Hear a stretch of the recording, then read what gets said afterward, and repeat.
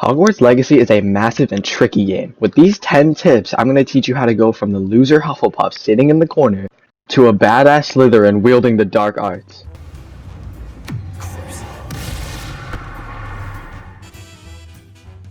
So for number one, we've got that your house in Hogwarts Legacy doesn't matter. It's completely cosmetic. It only changes your common room, which you're barely ever in anyway, and what you wear, your school robes, as you can see in the video right now. Slytherin has the best, by the way, but you can pick whatever you want. So if you have Ravenclaw, it's going to look different than if you have Hufflepuff. So you can basically choose whatever house you want. It doesn't have much effect on your gameplay, except for the NPCs that you can talk to, your school robes, and your common room location and how it looks. This all just basically means you can pick whatever house you want, as long as it isn't Hufflepuff.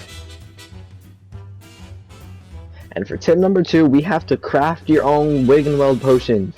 Because I know it seems tempting to go buy them. You don't want to have to go get the things or wait for the potion to brew.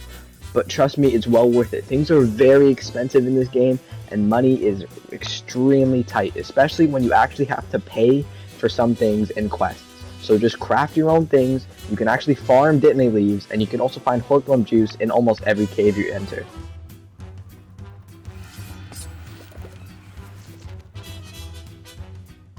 So go out into the world and craft some potions. And for tip number three, we have the best way to make money in Hogwarts Legacy. You can make some by finding it out in the open world in chests and looting bodies. You can also sell your old gear to get a little bit of money. You could also find these giant eyeball chests, and you need to use a disillusionment spell to sneak up on them and open their contents to get a quick 500 coins. But the best way is to hunt down beasts and sell them. And you get this ability when Deke gives you the knapsack.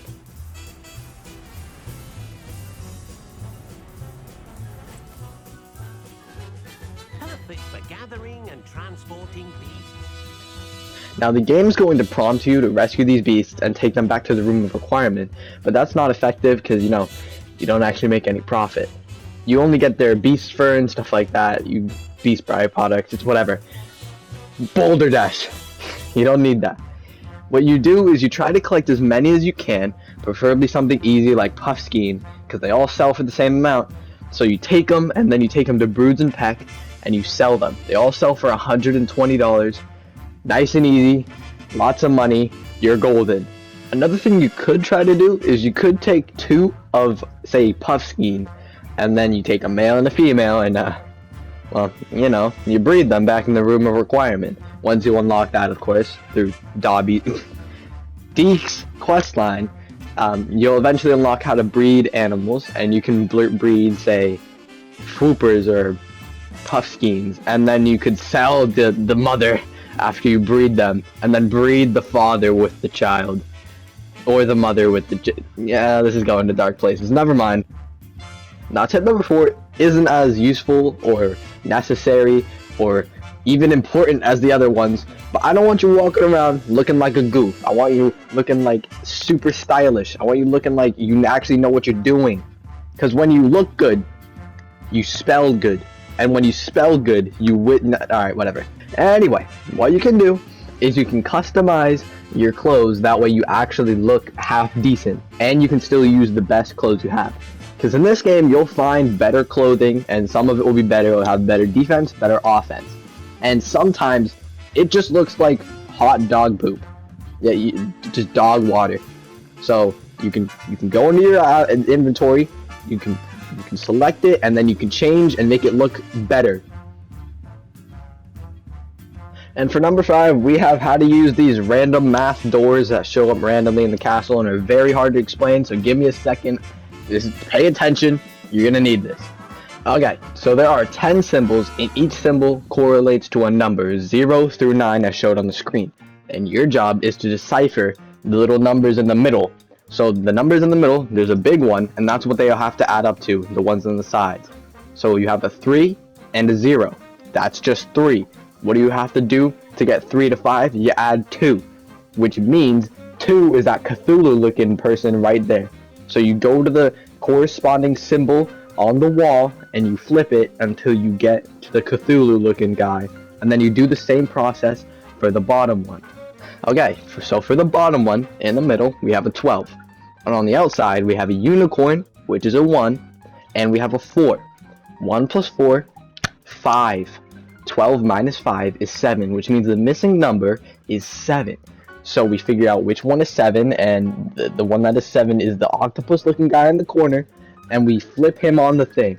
So you just flip this little spinny dial thing until you get to the octopus. And you know this is the right one because the triangle is facing down. So the one that has the triangle facing up is for the top one, and the one with the triangle facing down is for the bottom. You open it up, and you get some nice rewards for your very hard brain power used for the math.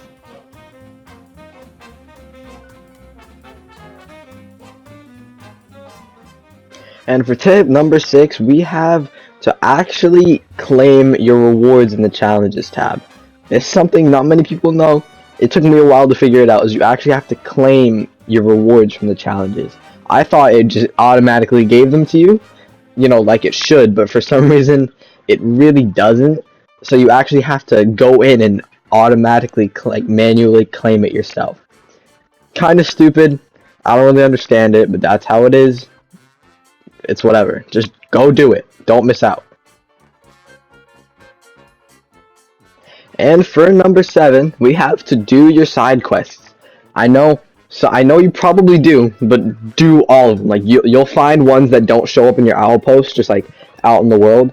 You're gonna want to do them because sometimes you can get unique rewards, or it's just a fun experience. Like there was this one where we had to fight a dragon and return its egg. It was super cool, man, and I would never have seen that if I didn't do my side quest. Trust me, it's worth it. You get XP, you get free upgrades and gear and stuff. It's well worth it. Do your side quests. Don't just stick to the main quest. It makes the game boring.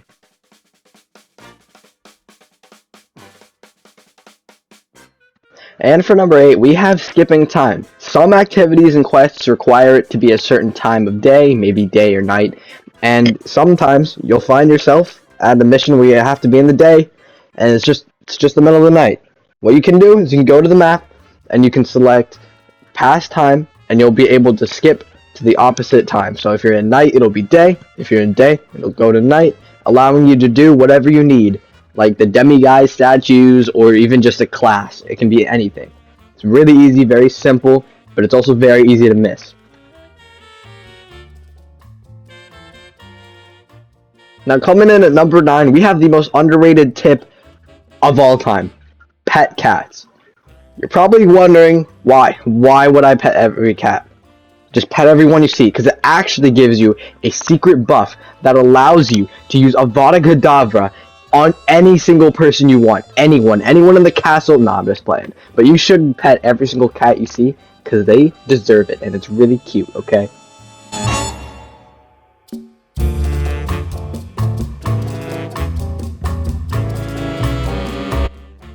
And coming in at number 10, we have you can use the dark arts in Hogwarts Legacy.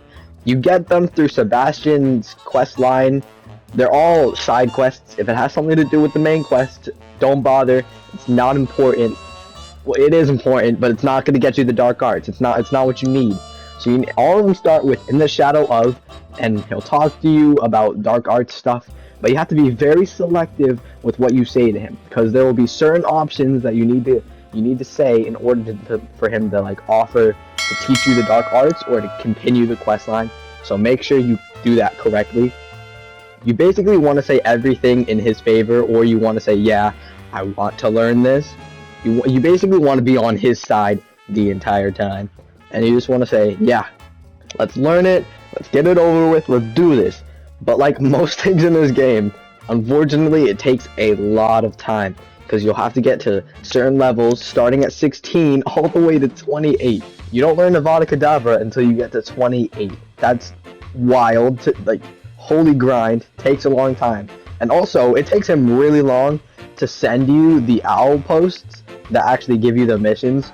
So if it's taking you a while to actually get those, don't worry. It's normal. You'll get it eventually. Sebastian's questline is actually surprisingly tragic for what it is. I didn't expect it. I am not going to spoil it for you, but just be ready. Have some tissues at the ready. It's a very, very sad story.